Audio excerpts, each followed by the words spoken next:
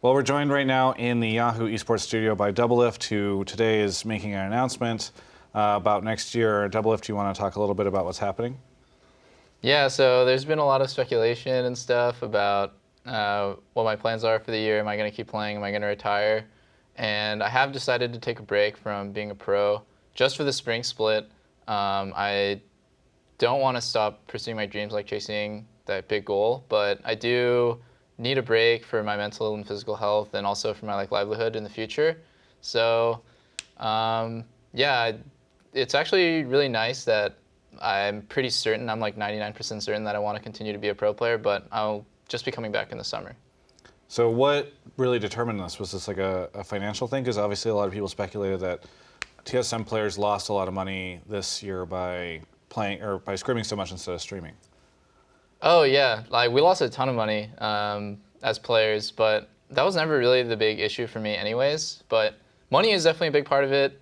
I think just the way the market is set up for esports, streamers can make a ton more money than pros can. And it's not really a jab at Riot or TSM. I think they've treated us really well, and I owe everything to the company that made the game that I play and the team that supports me the whole way. It's just, being a streamer, you have so many more opportunities to make money than being a pro. You also have a lot more opportunities to do, have free time and have a life. And since I was 18, I've basically just never had a life. I think just having that perspective is also, on top of how lucrative it will be to take a break, it will also be good for me to focus on my health, avoid burnout, and mostly gain a lot of perspective and information on what it's like to have a life and to take a step back from scrimming 10 or 12 hours a day. So is this mostly a plan to stream a ton? Yeah, in my break, I'm going to be streaming a lot. Planning so far on at least 40 hours a week, Monday to Friday, 8 hours a day, and taking the weekends off. And just that, having the weekends off is going to be insane for me, because we average 1 day off a month for the last 2 or 3 years. And having 2 days off a week is definitely going to be pretty crazy for me. So yeah, it's going to be really nice to reconnect with my fans and just, back in the old days, season 1, season 2, I used to spam streams all the time, and that's how I got a really big fan base to begin with, and was able to show my personality and connect with the fans and spend time with them. So I'm looking forward to it. Now, you said part of this was because of your mental and physical health. Do you feel like you were burned out? There's been a lot of talk about player burnout lately. Yeah, and it's not just going to be me, most likely, who feels this way, but there is a lot of health issues that I've run into from playing for so long. There's a lot of people with wrist issues, that they've only been playing for a few years, notably Toys, High, Bjergsen. Recently, I think Medios has been saying he's got a wrist pain. Oh, Freeze is another big example. For me, it's not my wrist as much as it is my overall health. I've always had just weird stuff come up, my knees feel funny and hurt all the time. Right now my neck feels really bad and hurts all the time. It's I haven't been to the doctor since I was a teenager. I've never had a checkup or anything like that, a physical examination, because there's no time. And lately I've just been feeling very lethargic, I guess, and fatigued from just doing the same repetitive stuff every day. Obviously you go to the gym and stuff like that, but my physical health is not where I want it to be. And mostly my mental health though, yeah, towards the end I did sort of resent the lifestyle of being a pro, and I just did it because, the sacrifices we were making and the goal that we all wanted to achieve. And it just seems so bad. It's such a bad life to scrim 10 to 12 hours a day for 10 months, 11 months in a row, and then at the end of it, 99% of pro players don't win. So at the end of it, feel empty and feel disappointed. You mentioned that you're super exhausted, that all this stuff is happening. Do you think there's a chance that at the end of the spring split, you have found, wow, this new schedule and even financial opportunities it offers will make you reconsider even being a pro in the first place? Yeah, that's a really good point. I think it is possible. And one of the possibilities is that I do this streaming thing. I love it. And I love the idea of streaming being entertaining, making videos, being informative and stuff like that. And then I won't want to return to being a pro. But I think that chance is really low because I'm still as competitive as I've always been. I still have the same goal in mind. And like a lot of fans came up to me after we lost and they're like, I know next year that you're going to make it. I know that next year you got this. And like, I believe in you. I hope you don't quit. Like, don't give up. And just the idea of giving up and just like the idea of quitting just because things didn't go my way or like things didn't go well, that doesn't sit well with me. And I know that I just feel like that's not what I'm about. That's not like something that I would stand for. So I'm pretty sure that I'll want to come back. Now, the other side of that is, what if I want to come back and TSM is doing really well? And, you know. Yeah, because I should ask, like, are you staying on TSM in the interim? Oh, yeah, I am staying with TSM. They're going to be my org, and they're going to support me, and I'm going to support them this whole time.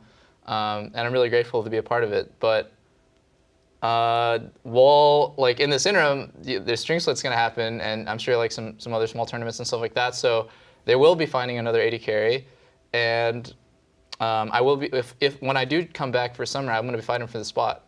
So I know that's like pretty daunting. You know, not a lot of people are going to apply for the position because they know they have to contest me for it eventually. But also, I think it's a good test. You know, I wish that the AD carry will be really good so that I have like a test in front of me to see if I have it in me to come back. And I know that my experience and mechanics are definitely not going to degrade. It's mostly just going to be like, how well can I come back and mesh with the team?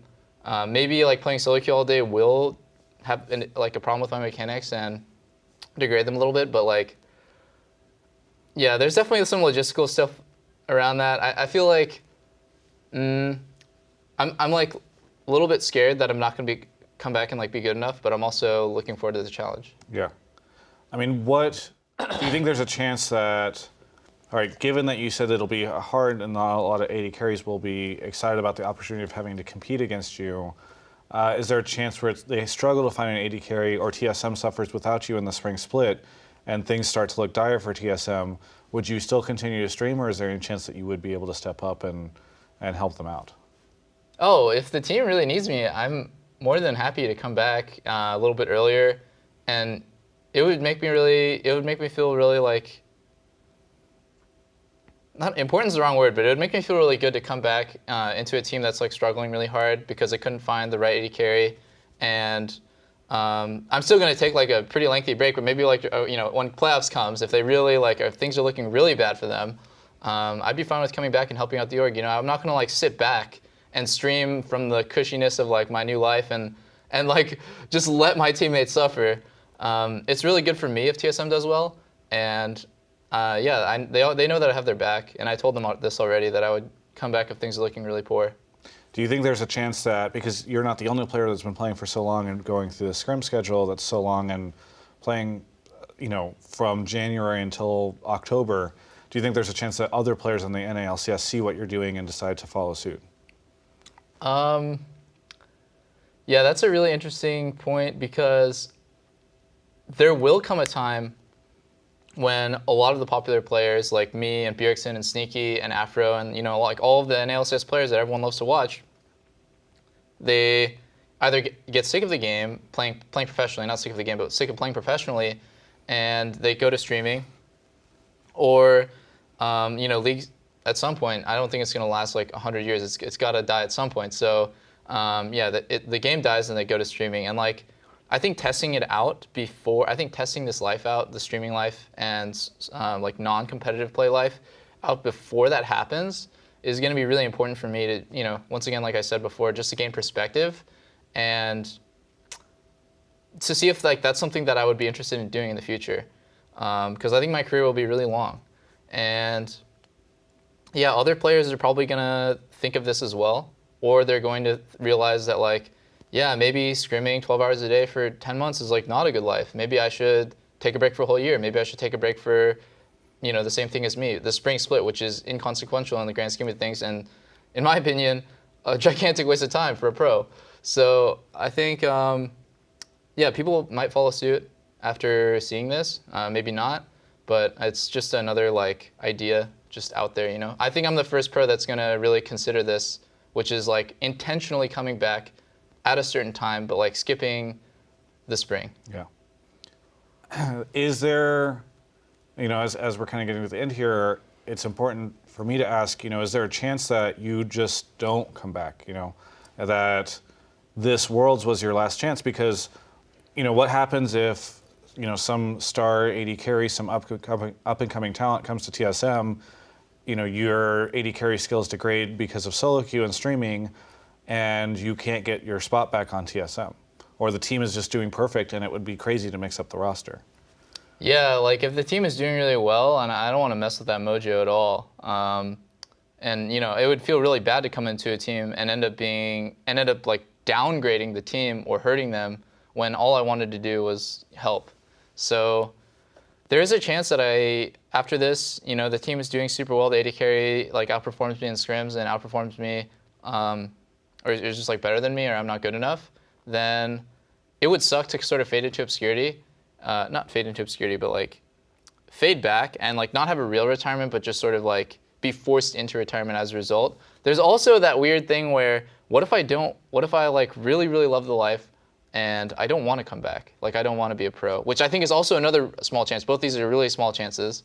In both cases, I don't think I'll have had great closure, which sits really poorly with me. And I know it sits really poorly with the fans. Like I feel like I have a lot to say about my career, and this is not a retirement announcement. This is an announcement of a small break. One split over 6 years is going to be nothing. Like it's just going to be, a blip in history. So I think there is a chance that I don't come back, but it's really small. And I think for me, the biggest goal is to come back stronger than before. It's not to, like stick with this thing or like let my skills fade back. I think the ultimate goal is to come back stronger than ever. If TSM doesn't need you, or you can't get back in, is it TSM or bust? I mean, is it you're either coming back to TSM or not at all? That's hard to say. I'd say like it's really hard for me to think of my life on another team like Cloud9 or going back to CLG or joining Immortals or something like that. I don't want to move to Europe or Asia, and I want to stay in America for sure. This is where all my fans are, and this is where my life has been. I think in terms of NA teams, TSM is the only one that has such like a reputation for success and matches my goals. So yeah, it is TSM for bust. And if I can't make it back on the roster, then it's because I wasn't good enough, and it's because that's what's best for the org. So, I'll just bow out gracefully and hope that the team does well. Yeah. I mean, I only ask because it seems like, to me, this might be very well like a semi-retirement announcement, right? Because everything has to line up. You have to decide that you want to come back. TSM has to need you in order for you to end up competing again in summer split. And that, I think, to fans that are watching the interview might be somewhat concerned. Ooh, I've already told my team that I'm coming back in the summer. Like for me, I've already made that decision. I will compete for the spot in summer. Now, like if the guy is better than me, then I just can't imagine it, Who's better than me? Like, oh boy. Obviously, like, okay, this is why ego attacking and obviously like stuff like that, but like obviously I didn't play that well, but domestically I've always either been the best or tied for the best, top 2, maybe like top 3 at my worst, the entire time that I've played here. It would be really surprising for me that over the course of like 4, maybe 5 months of not playing competitively, my skills have just like deteriorated to the point where I'm not the best anymore. Like this has been a consistent thing for me and like a consistent drive for so long. My experience is not going to fade back. Like I'm not going to lose all of the times that I've spent playing on stage and like competing for the trophies. Like maybe my synergy with my teammates will fade away a little bit, but yeah, it seems super unlikely to me that someone could be better than me in just one split. Yeah. Hopefully not your final words in the NALCS. Yeah, oh my right? God.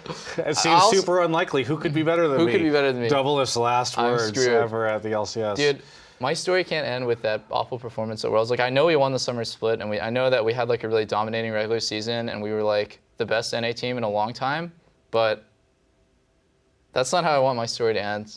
And I'm going to work my ass off like usual to come back and be the best. Yeah. Is there anything that you would like to say to any of the fans out there?